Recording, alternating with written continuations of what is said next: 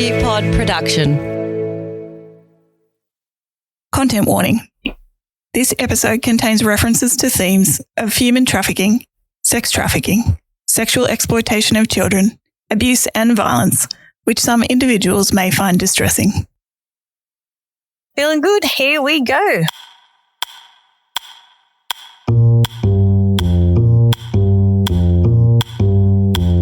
Open secret.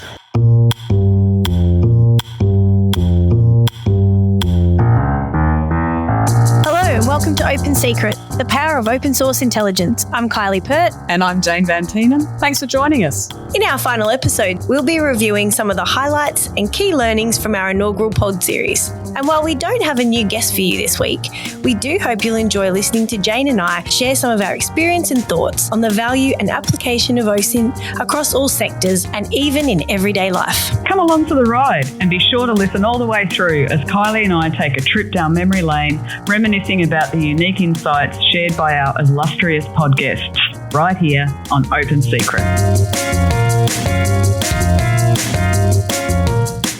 Hello everyone. Hi Jane. Hey Kylie. Welcome listeners. Thanks for joining us on this 6th episode of Open Secret, the power of open source intelligence. Well Jane, what an experience we've had. We've been on an amazing journey over the previous 5 episodes, exploring the impact of open source intelligence on our world. When I take a gander back through the podcast episodes, Kylie, I think objective achieved by us because we wanted to get curious about OSINT. And I think by virtue of the really fascinating guests and the conversations that we had over this season, we achieved that. I agree. Our guests were not only candid and authentic, but their insights really highlighted the power and possibilities of open source intelligence. With their help, we covered so many interesting topics.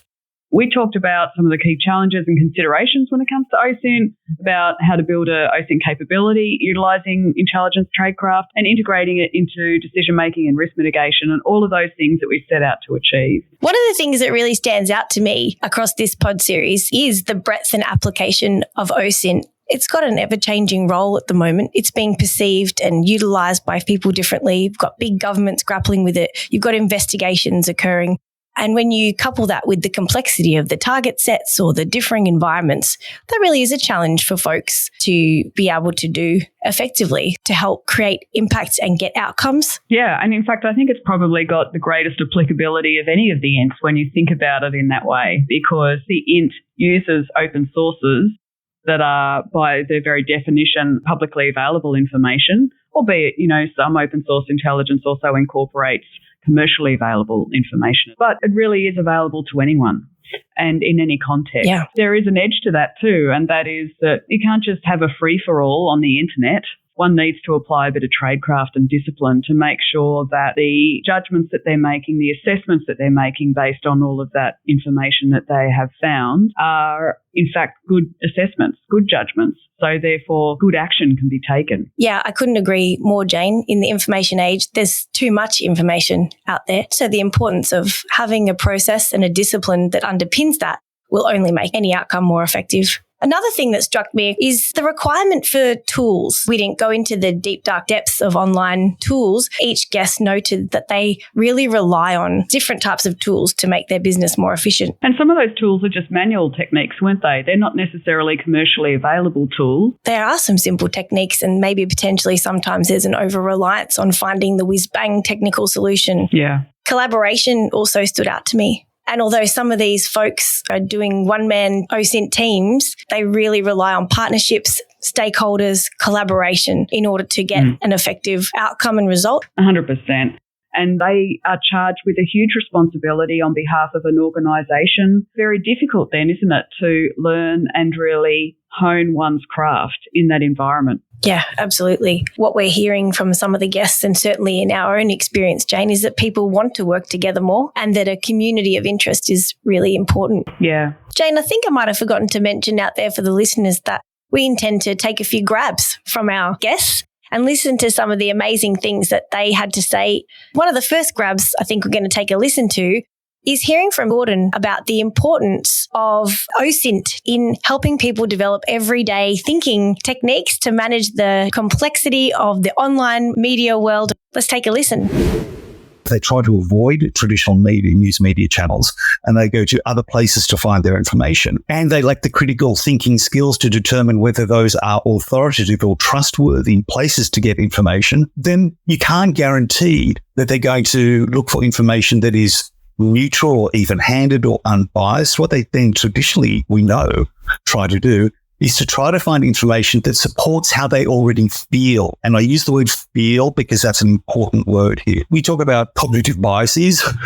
We talk about motivated reasoning. And what motivated reasoning means is you take information and you twist it or apply it in a way that supports what you already think. You're not assessing information in an unbiased, neutral way. You're trying to use information in a way that supports what you already think, because our gut feelings, the lizard brain that makes us feel an emotional response to something, wants us to be reassured or wants us to feel that our values and our worldview is always supported. And if you're just looking for information on social media that does that, you're not really necessarily getting an accurate view of the world, and you don't have an accurate set of facts on which to base your decisions about your own life or about who you're going to vote for in an election.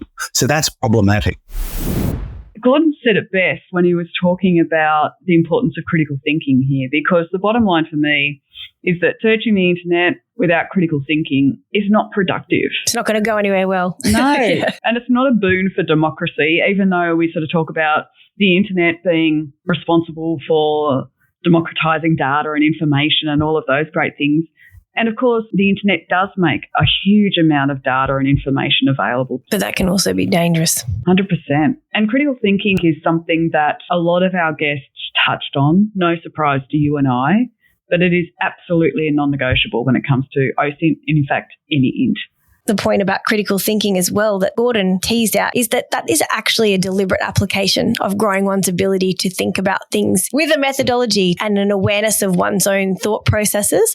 That's a big ask for everybody to do in their everyday life. So it's so important that people are learning that in schools and then at university. Not easy, is it? I think we said that throughout the series, to have a cognizant thought about your own critical thinking abilities and what sources you're ingesting. This is something that I am passionate about, how to look at different types of sources, methodologies for evaluating them to make sure that they're able to be used appropriately to inform any kind of good assessment. Yeah, election security came up as well. Quite clearly, 2024, we've got a lot of major elections on the horizon. US have some important elections coming up later this year, of course. I think that's probably a really interesting topic for us to put on the list for next time, Kylie. Definitely. A little bit more about the adversaries, maybe? Because that's the key concern here, isn't it? That in a democracy, we have these elections and they're extremely vulnerable when we know that adversaries are out there looking for the opportunity to erode the very heart of what we're trying to achieve. And they're using OSINT techniques themselves to do so.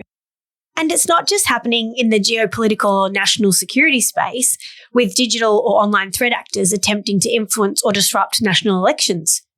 Alisa also talked about the adversaries in her line of work, that is, the human traffickers, targeting individuals, including our children, by studying and learning our vulnerabilities and then using OSINT skills to exploit them. Yeah, 100%. We wanted to listen to Alisa, for example, talk about adversaries and their use of OSINT in her episode. Now might be a good time. Traffickers target certain vulnerabilities. They will learn you. There's two different ways that they lure you in, right? So they either do like the phishing. So they'll just see who catches the bait, right? Or they'll specifically target you. So they will study your activity online or in person. Who do you know? They'll look at your digital footprints. They're going to find certain things that you need. If your child's posting about, hey, my mom's, going to work at this time, or my mom and dad were fighting last night, they're going to use that. They're going to say, okay, maybe this is a good time to reach out, or this is a good topic to talk to her or him about. The biggest myth that I like to say is it may not be affecting your life right now, but anything that connects to the internet, particularly, is an open door to these threats. We are now seeing that children can be trafficked, they can be exploited in their own bedrooms while you're watching TV in the linear. That easy, that simple, and you wouldn't even know. Apart from being so sobering, this episode really highlighted the ability of adversaries to harness our own skills and capabilities in intelligence, in open source intelligence, and use them against us, because they have a couple of advantages to my mind. They have no limitations on what they're doing. They can get about doing whatever it is they want. They don't care that they're operating outside the law. That's kind of the point. No ethics. They're not subscribing to the same values or moral compass that we are when we're executing our open source intelligence activities, particularly in the collection space. They have unlimited resources. Yeah. I'd like to say that we did too, we being either a corporation or a country or a government, but we just don't. That's not the case. Not just money, they have unlimited people and unlimited time, which I think is an amazing advantage for them, and their technical ability. They have amazing technical abilities. And because nobody's watching them or restricting them, they basically have a free line into, as Alisa said, the bedroom of every child around the world. If you weren't called to action after Alisa's episode, I'm not sure when you will be. What do you think? I mean, I get the sense that it really feels like an asymmetric threat, what some of these actors are doing online. And human traffickers are just one example, right? You know, you could almost insert any kind of given crime type at the moment, because the internet is just so connected to the way money flows and the way people communicate. And of course, that's going to carry a criminal interest. It makes me really passionate, this type of episode. As a career-long intelligence professional, I feel renewed to train more people to understand how to leverage this for your own advantage, to cut some of that lag time that it is to try to catch up with these adversaries. Because while we have a disparate OSINT community and everybody's trained to varying degrees and everybody has different exposure, comes from different areas, we sort of lose time collectively a little bit. And the more we can leverage already existing frameworks, and I can't but help mention the intelligence cycle, because I always have to in everything that we're talking about. But if you think about, if we can get better at direction and priorities, then we save time. If we can get better at collection and utilize tools and techniques, or have prioritized collection, then we shave hours and hours of time as we're looking at these adversaries. Analysis, if we're not thinking about these problems correctly and utilizing our critical thinking, like you mentioned, Jane, then we're probably not only losing time, but we may not be going after the right things. And then in the dissemination, how you get your message across is critical to mean people can act in a timely fashion. Which swings me into the next piece that I thought we might take a listen to, because Cameron talked a lot about OSINT for impact. You know, how to do that well, how to take a lot of information and be effective in delivering that message to any decision makers or folks who have to take action. There's a degree of art to producing an assessment. You need to get an understanding of what's the zeitgeist right now, how are people perceiving a particular issue, and then how am I going to frame or create my assessment to counter some of those prevailing views if you think they're incorrect, but without pushing your assessment into the bounds of being an op-ed or a counter piece. And the other thing is, look, the longer you're in the seat, the more you understand your stakeholders. I know that there's a couple of our seniors that are very engaged on the geopolitical side of things, and I'm able to speak with them independently and provide some context and talk through. No one has a mortgage on the truth here. It's more about being able to have an open conversation and maybe push back gently against some of those opinions or views that have been formed through social media. And the language we use is pretty carefully selected to ensure that the reader is left without a sense of uncertainty as to what the message is. So hopefully that provides a natural foil or a natural counter to the more emotive or opinion-focused views that obviously proliferate on social media. It's just so critical to know your audience. You just need to know what it is that they're interested in, how they like to consume the information that you need to convey. And also you have to state your value proposition as well, because it's not always going to be a fait accompli that people are actually going to understand the reason that you're telling them something. So you have to be really explicit about the impact of the assessment that you're providing to them. I was reminded by some experience really early on in my career as an intelligence officer who was charged with some liaison activities. A young bureaucrat headed out to raise awareness to the natural resource sector about cybersecurity threats. And after diligently sitting down and briefing a room full of executives, I distinctly remember one of them looking at me and saying to me, "Jane, we dig dirt out of the ground. Why do we need to care about computers?" Good question. Yeah. And look, I mean, I think that stumped me at the time, but I have come back to that question so many times because it was just... Served you well. It served me well. It served me well, not at that time, but ever since. I know that Cam had some other great insights as well. I wonder if we move to the next clip and then we can have a chat about that. Let's do it.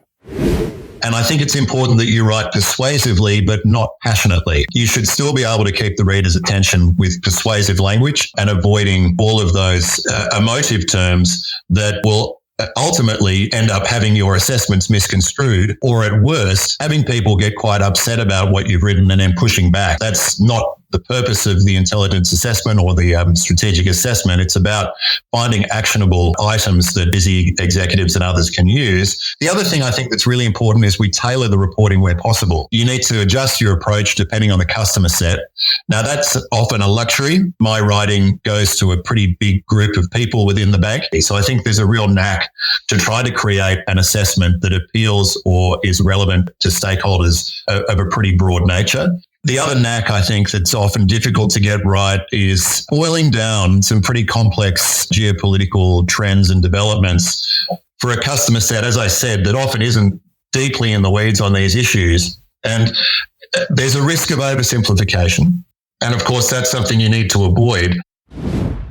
What were your favourite points from what Cam mentioned there in terms of his tips? Oh, all of them. You're taking something very complex. You're taking a lot of information and you've got to turn that into something short and sweet. And as you just mentioned, to the point. Why do we care about computers? If you can keep it simple, tell them what you know, tell them what you don't know, and tell them what you think. I think I've stolen that from a very famous person. You can't go wrong, but it's not an easy thing to achieve. And it's not something that people spend time on. In my courses, I noticed a lot of people have provided comments that in their workspaces, this is not something that time is spent on. Most of the time is spent on the tradecraft of getting information in the open source intelligence space. And they find themselves very rushed at the end to pull that information together, not only limited time to think about it, but then actually turn what you're thinking into either writing or verbally briefing, whatever is the format for the audience that you know. And that's really challenging for folks. How about you, Jane? What were your favourites in Cam's episode? In the intelligence community, you talk about investing resources in analysis in order to get an intelligence edge. And then in the commercial sector, you're talking about investing resources in OSINT to acquire a commercial edge or a decision advantage. And here's the thing, unless you can actually convey that decision advantage, then it's wasted effort and wasted resources. All that collection to no end. But I think we found this at the end of the Iraq War, potentially even 9/11. There's a lot of information lying around in amazing places, but if you haven't got anyone to read it and digest it and turn it into something to think about and prioritize and act upon, it's absolutely wasted effort.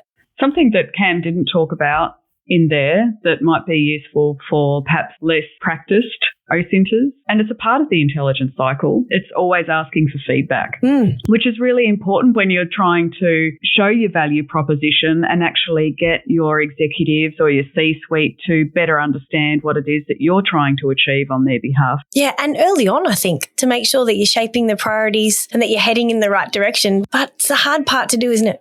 Yeah, we're talking about hard. This is all hard, I think. It's all hard. It's not easy. Should stop saying easy. that. It sounds easy, but yeah, I know. How hard can it be? Well, actually, there is a discipline to it. Well, there needs to be a discipline. Yeah, good point. If it's going to be taken seriously, yeah. I mean, it really is hard to talk about impact and intelligence impact without talking about analytical tradecraft. So why don't we have a listen to Nikki when she talks about the importance of tradecraft?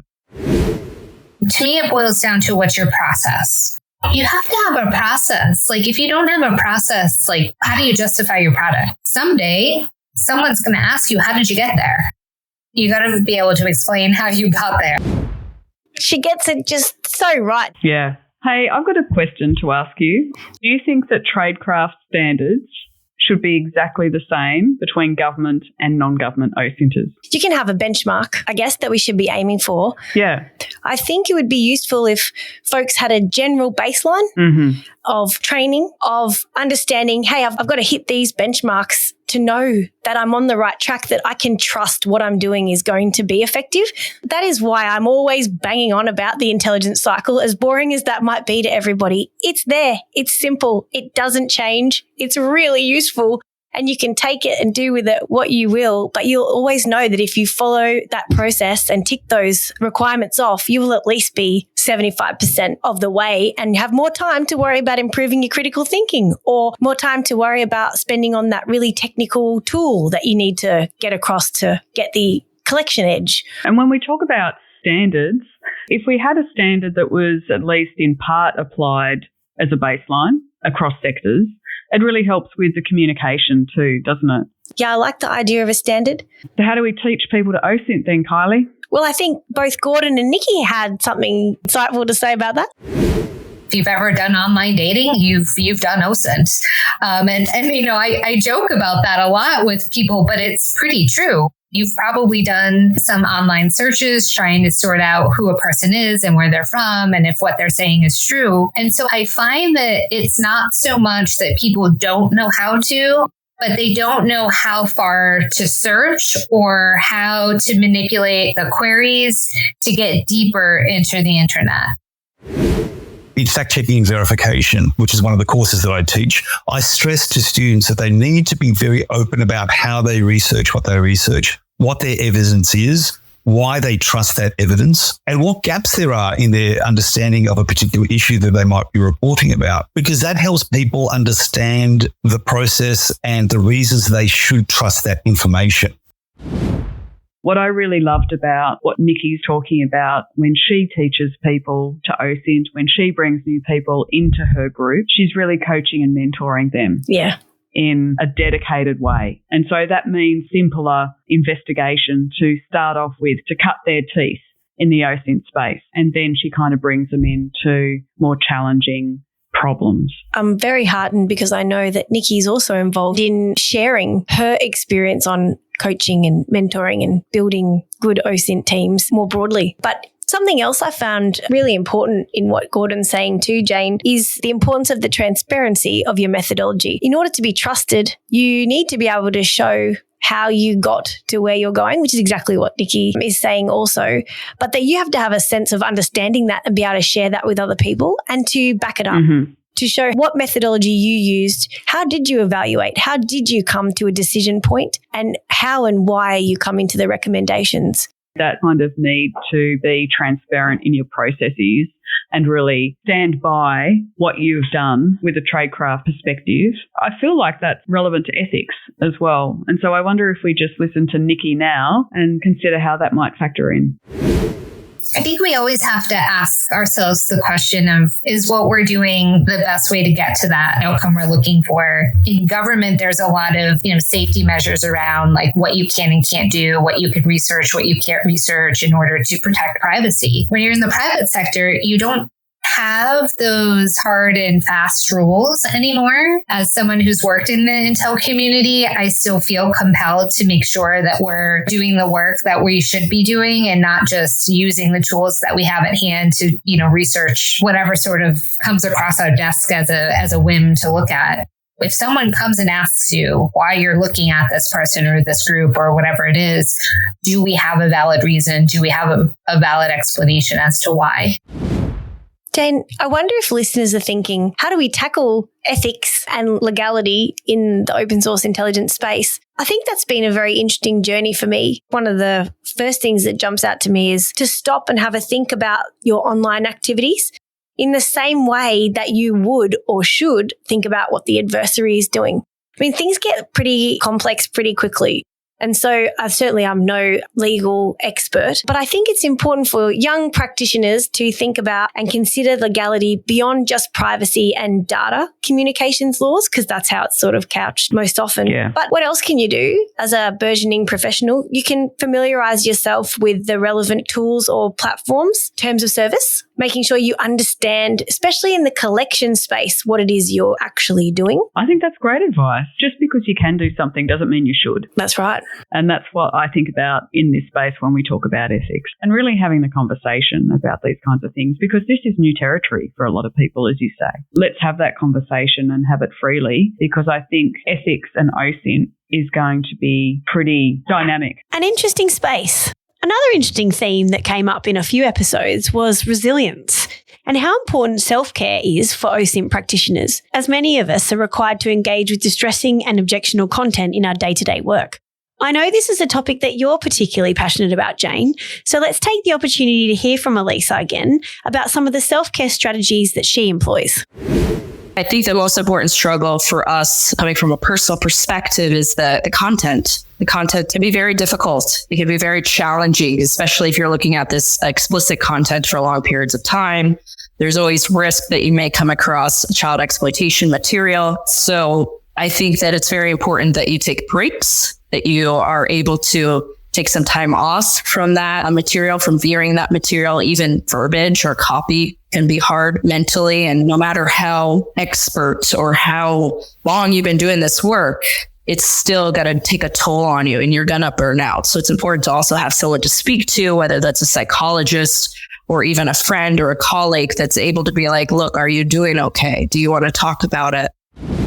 This is such a rich topic. Self-care and resilience really feels like something that comes up a lot. As we've already spoken about, different groups like Alisa's who look at really challenging crime types like counter-human trafficking, child exploitation, all of those kinds of things, these nasty stuff, like the worst of humanity. Takes its toll. Yeah, absolutely. And then you exacerbate that by OSINTing alone from home, working remotely. And, you know, there are a lot of OSINTers, a lot of companies who are seeing this as an issue. And the responsibilities of the individual are different to the responsibilities of the organisation. All organisations should have a good framework and policy suite in order to make sure that they've done what they need to do, not only from a legal but ethical point of view to manage their staff. You don't want your best people to burn out. How about you, Jane? Do you have any tips? I think from a personal perspective that there are things that you can do in preparation. Like, for example, maybe you know that you're going to be potentially exposed to distressing content. Do not do it before bed. Yep. And so you build in the time of day that you're going to do that. Or you put a timer on your phone to only engage with the material for 10 minutes at a time, between which you have break. And then afterwards, of course, you want to make sure that you've got a support structure, and that can look different to everyone. Some really useful and practical suggestions for people there, Jane. And I particularly like the idea of having a plan for how you intend to tackle these challenges before you start your OSINT research and investigation. It can be so easy to skip this step in our desire to get stuck in and make a difference. Well, folks, that brings us to the end of the episode and the end of season 1 of the podcast.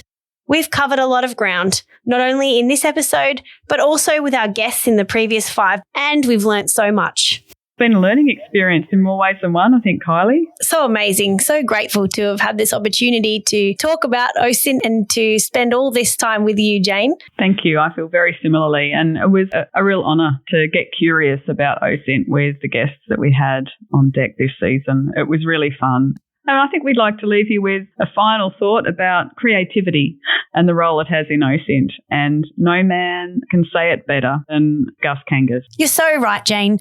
Gus did say it best when he emphasised the strength that comes from diversity of thought and the pairing of creativity and critical thinking in developing solutions to intelligence problems. Let's take a listen. When you get a group of super creative people from the entertainment industry and you get functional experts, when you get them together, that's where the real magic happens, because just pure creativity by itself may not lend itself to actually identifying real solutions. But when you have people who are functional experts on a specific topic or a specific region or a specific issue, that's where you then start to really draw on their functional expertise combined with imagination to help them even unlock some solutions. What a way to finish, with a little showbiz magic. We really hope that you've found something interesting in Open Secret, the power of open source intelligence. Until next time. We hope to meet with you all again. You've been listening to Open Secret, the power of open source intelligence. Open Secret was created by Kylie Pert, Amanda Shane and Jane Van Tienen. A podcast by OSINT Combine. Make sure to visit our website osintcombine.com for information on how OSINT Combine can help you find, analyse and act using open source information. Open Secret is recorded on the lands of the Cubby Cubby people. OSINT Combine acknowledges Aboriginal and Torres Strait Islander peoples as the first Australians and traditional custodians of the land where we work, live and learn.